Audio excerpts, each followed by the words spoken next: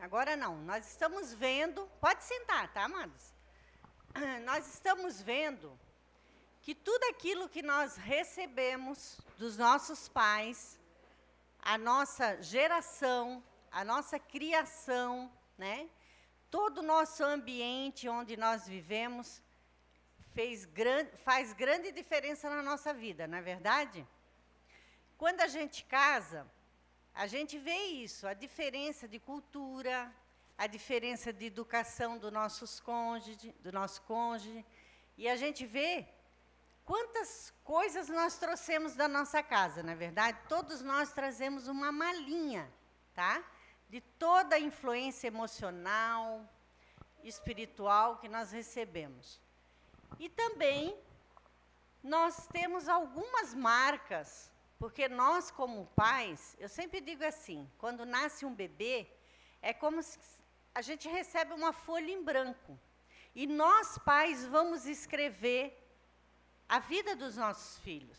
E vamos deixar marcas, tanto boas como ruins, não é verdade? E nesses dias, nessas ministrações, nós vamos ver algumas fortalezas interiores. O que é fortaleza? Todos nós já vimos filmes, né? Aqueles filmes que tem aqueles muros, né? Próprio Jerusalém, a gente sabe que tinha aqueles muros, aquelas muralhas, né? Que eram blocos de pedras fortíssimos, que não era assim que destruía, só mesmo coisas muito bombas e coisas que poderiam ser destruídas. E que eram a proteção daquela cidade, não é verdade?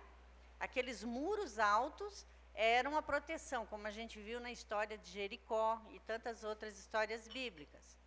Assim nós, tá? Muitas vezes nós construímos muralhas de autodefesa, verdadeiras fortalezas, que só pela ação do Espírito Santo elas podem ser destruídas. Amém? Então, nós vamos ver algumas dessas fortalezas. Avalie se você passou por algumas dessas situações. Gente, nós estamos mexendo na ferida, mas é para curar. Amém? Ninguém aqui vai abrir ferida e deixar ali aberta, doendo. Não. Jesus Cristo, Ele mesmo fere, mas Ele mesmo ata. Certo?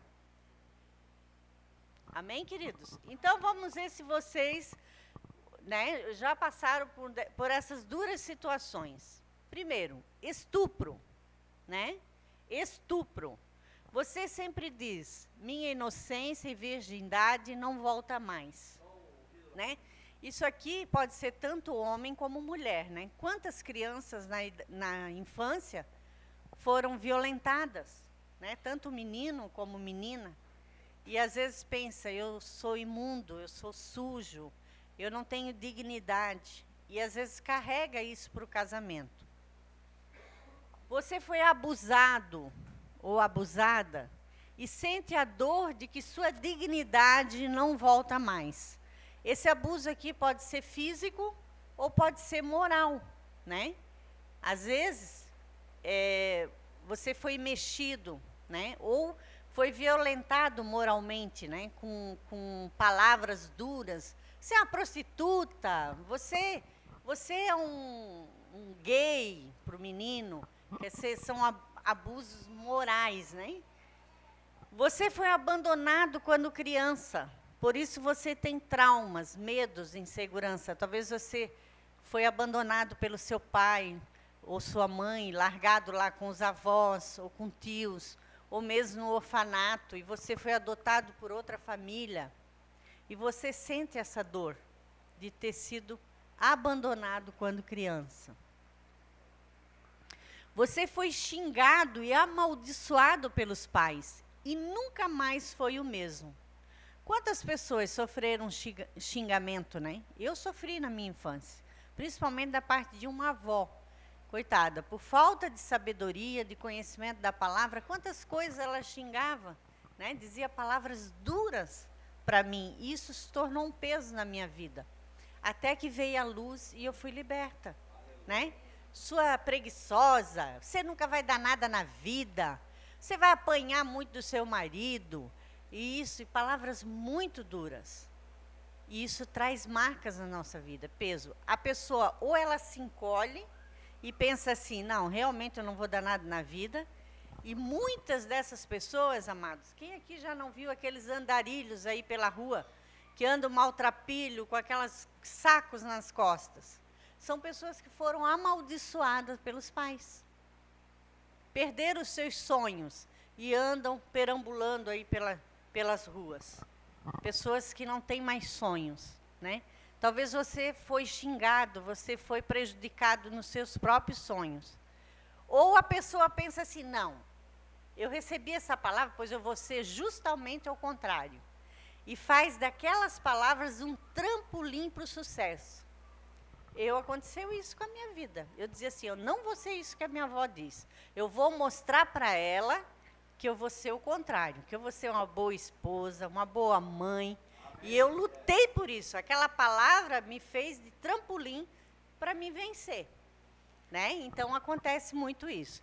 Mas outras pessoas que têm um temperamento mais introvertido se fecham e ficam tristes. Né? Quinto, aborto praticado por você. A sua dor é lembrar que nunca mais aquela criança terá uma oportunidade de ser conhecida.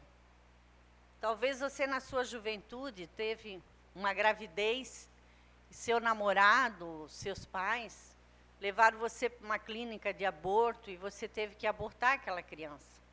Ou tomou um chá, ou fez algum procedimento que provocou um aborto. E você pensa assim, nunca mais eu vou... Como será que seria aquela criança? Você tem o peso na sua consciência desse procedimento que você fez. Ou talvez você, homem, fez com que sua namorada ou sua esposa praticasse um aborto. Né? E talvez você tenha esse peso. Sexto, você sabe que foi tentado o aborto para você não nascer. Então, você sempre lembra com dor de que você não foi desejado, não foi aceito e deveria morrer.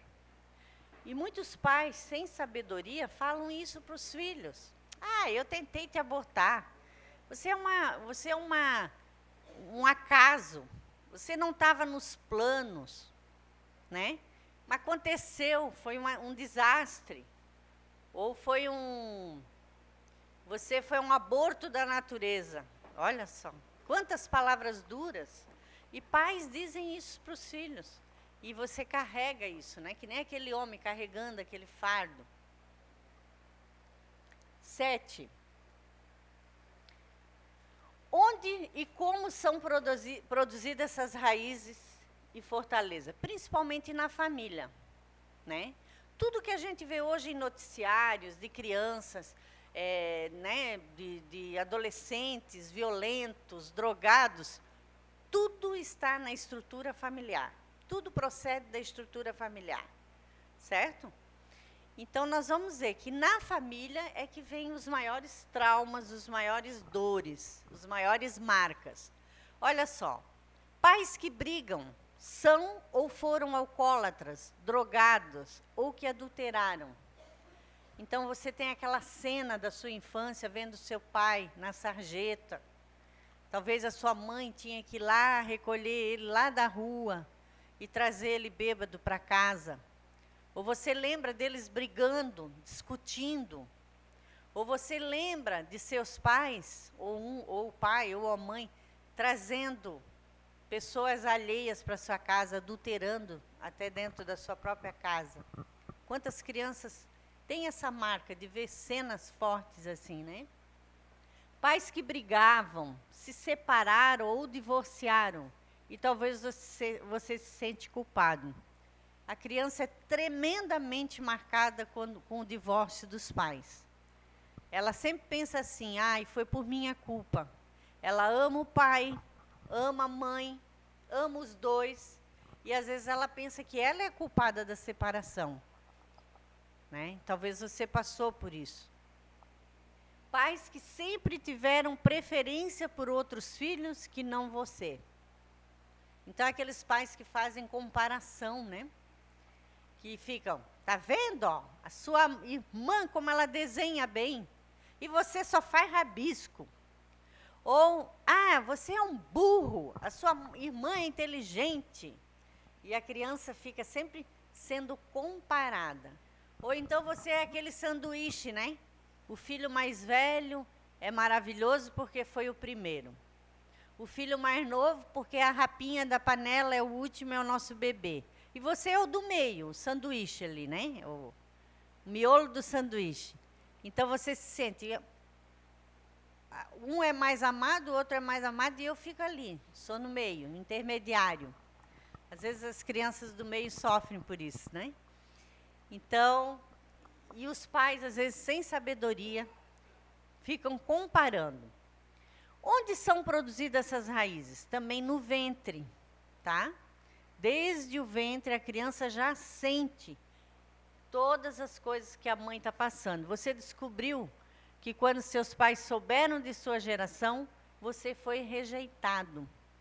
E aí, amados, lá no ventre, a criança já sente que ela não é amada, que ela foi rejeitada pelos avós, que ela foi rejeitada pelo pai ou pela mãe. Lá no ventre, ela já sente a rejeição. Sua gravidez foi indesejada, pois para eles foi no tempo errado. Isso ali foi um acaso, não era para ter vindo, nasceu, né? Ou rejeição em relação ao sexo, pois seus pais queriam outro sexo. Aqui, amados, pode estar uma raiz fortíssima de homossexualismo, né? O pai, meu meninão.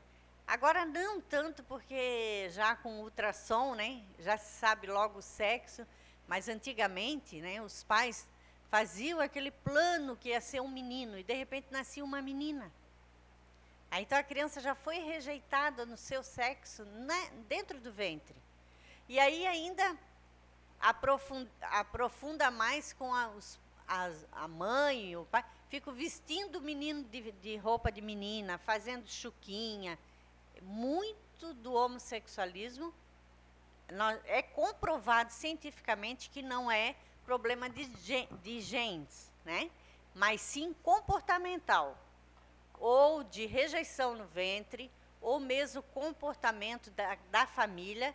A criança não tem bem certo, que nós vamos ver depois quando entrarmos em educação de filhos, a criança precisa ter bem claro o papel da mãe e o papel do pai. Quando isso está mesclado, é um perigoso também o homossexualismo, né? E você descobriu que houve tentativas de aborto.